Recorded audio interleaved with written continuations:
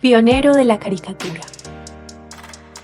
Concepción no es solo cuna de próceres, como los hermanos José María y Salvador Córdoba, sino también cuna de creatividad y arte. Estamos hablando de un verdadero pionero del diseño gráfico y la caricatura en Colombia, José Félix Mejía Arango, llamado también artísticamente Pepe Mejía. Una mezcla idiosincrática entre Mondrian, Miró y Picasso, que sin ninguna duda mereciera mucha más atención y honores de la que ha podido generar hasta ahora. Ojalá que esta sea el primer y no último intento de revitalizar y rescatar el nombre del más grande vanguardista colombiano del siglo XX. Nació el 22 de febrero de 1895 en Concepción, Antioquia, del matrimonio de Félix Mejía y Sara Arango.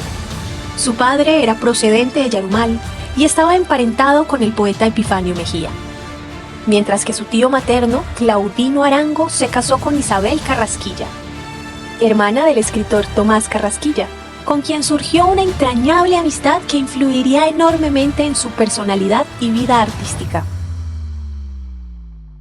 Su niñez transcurrió en varias localidades del norte de Medellín, donde se desarrollaban los negocios de su padre, quien falleció en 1904.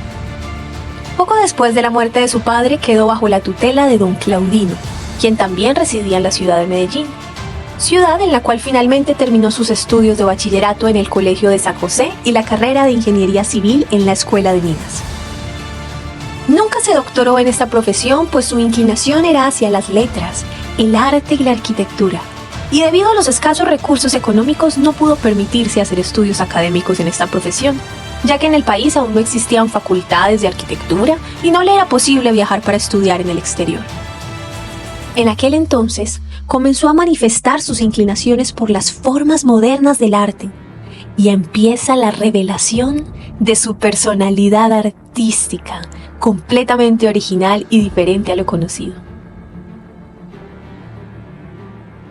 El 15 de febrero de 1915 funda con un grupo de jóvenes escritores y artistas la revista Pánida, alrededor de la cual se integró el grupo conocido como Los Panidas, los cuales fueron de gran importancia literaria y cultural en la época. La actividad de este grupo marchó ligada a la bohemia cultural de sus años, vinculada a la vida de don Tomás Carrasquilla, que se desarrollaba en los cafés El Globo, El Blumen y La Bastilla, entre otros. La ilustración de la revista estuvo a cargo de Ricardo Rendón y puede decirse que la colaboración de Pepe Mejía se limitó a varios pecados literarios, con el seudónimo de Cornelio Rufo Pino, en el que realizó varios poemas y prosas líricas, y en unión con Tizaza escribió varios textos que firmaron como Elena de Maya. Los primeros 4 números de Panida los dirigió León de Greiff y Pepe los 6 últimos. No duró mucho desde su creación, ya que la revista se extinguiría en junio de 1915. En aquella época ya era usual la presencia de sus ilustraciones en otras publicaciones, entre las que se recuerda la revista Colombia, Sábado y los periódicos El Espectador, El Bateo, El Correo Liberal y Colombia, donde aparecen los primeros juncos, o sea, la representación muy personal y estilizada de las figuras como expresión de estudios psicológicos de la personalidad, las costumbres y las circunstancias de la vida diaria.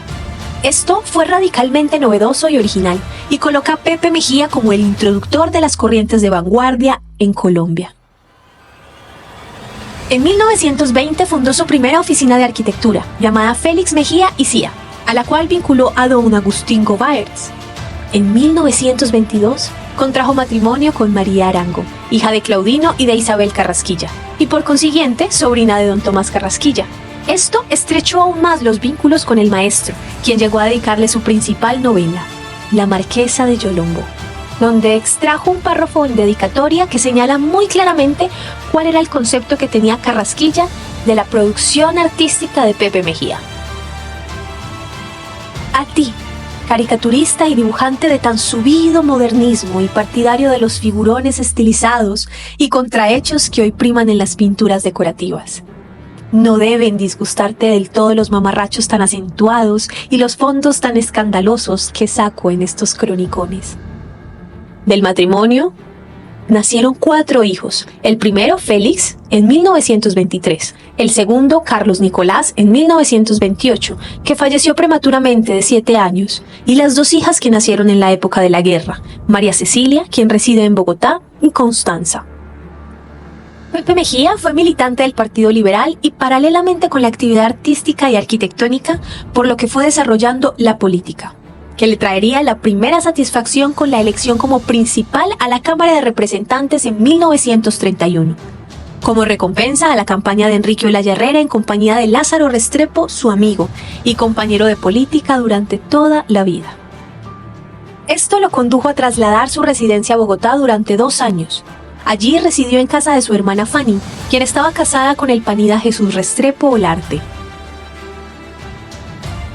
En la capital hizo amistad con los principales políticos liberales de la época, pero más importante que el aspecto político durante su estancia en la capital fue el contacto con las culturas precolombinas, cuyo estudio empezaba a florecer en los museos de Bogotá, que le permitió utilizar estos elementos en gran variedad y aplicaciones decorativas. Después de su regreso de Bogotá, desarrolló una gran actividad en el campo arquitectónico que manifestó en los dibujos ejecutados. Todo lo hizo en plan de dejar obrar la imaginación y en plan de ensayo de estilos y corrientes de actualidad, como también en plan de diversión y de hacer atenciones a sus amigos. Aunque desde 1923 venía trabajando con otra importante faceta de su producción, la cual fue la ilustración de los libros de sus amigos, todo de Ciro Mendía, con quien mantuvo una gran amistad a pesar de no haber pertenecido al grupo Panida, quien fue su compañero inseparable de bohemia y tertulia literaria, de la que quedó un simpaticísimo poema de Ciro Mendía con dibujos de Pepe Mejía y la ilustración del libro Madrigales del negro Antonio J. Cano, notorio por la adaptación de los dibujos al estilo romántico y por las novedosas características editoriales de la época.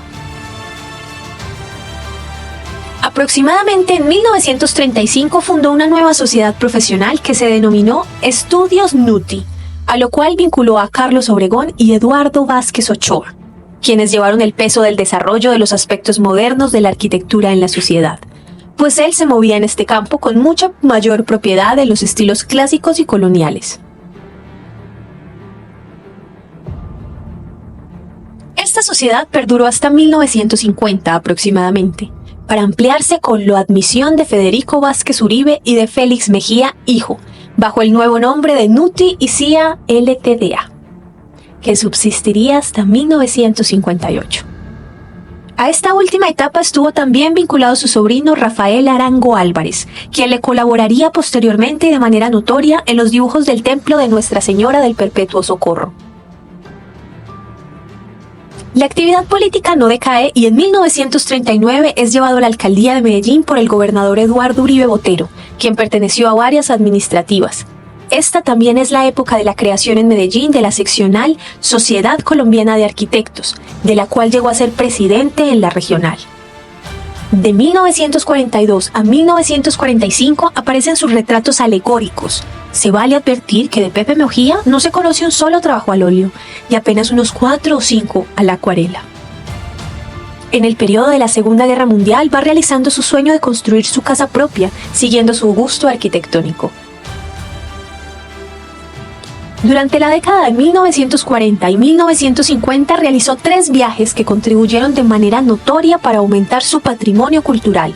El primero fue al Ecuador y al Perú, donde entró en contacto directo con las culturas nazca e incaica, que contaban con una herencia colonial arquitectónica mucho más rica que la de Colombia. En 1947 viaja a Europa y entra a estudiar directamente la obra de los pintores de vanguardia, de manera especial a Picasso, de quien llegaría a ser un gran conocedor, también de Dalí, de Leguet, de Klimt y de Miró, entre otros. Esto le permitiría experimentar con una gran libertad de imaginación en los diferentes estilos y escuelas. Asimismo, aprovecharía para profundizar en los conocimientos del gótico con el objeto de desarrollar el proyecto del Templo de Nuestra Señora del Perpetuo Socorro. Entre 1950 y 1955 hace 2 viajes a México en el que completa su conocimiento directo de las grandes culturas precolombinas. Sin embargo, su actividad profesional se dedica cada vez más a la arquitectura religiosa, destacando este aspecto en los templos del Perpetuo Socorro. La actividad política no se detiene y asiste regularmente a la barra de los bolos en el Club Unión Yola en Medellín, ambas de carácter más político que literario, en la que había sido fundador del Club Campestre de Medellín, donde practicó el golf hasta 1930, y luego volvió a este deporte en la década de los 50, lo que le permitió analizar de cerca la plástica que encierran los movimientos de este deporte y producir una maravillosa serie de dibujos informales sobre él mismo, reviviendo el estilo de los Juncos de 1920.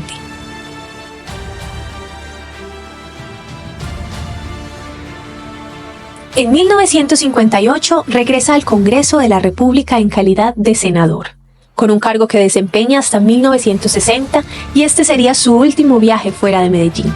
En aquella época vendió su casa para vivir en el centro de la ciudad en un apartamento más reducido y más cercano a su lugar de trabajo. Allí, en su retiro, disfrutó casi todos los fines de semana de la compañía de Ciro Mendía y otros amigos y sobrinos, quienes lo visitaban en ocasiones. En 1970 se notan los primeros síntomas de una progresiva pérdida de la memoria que lo conduce rápidamente a la total cesación de actividades. Y 8 años después, fallece de forma tranquila Pepe Mejía, el 21 de julio de 1978.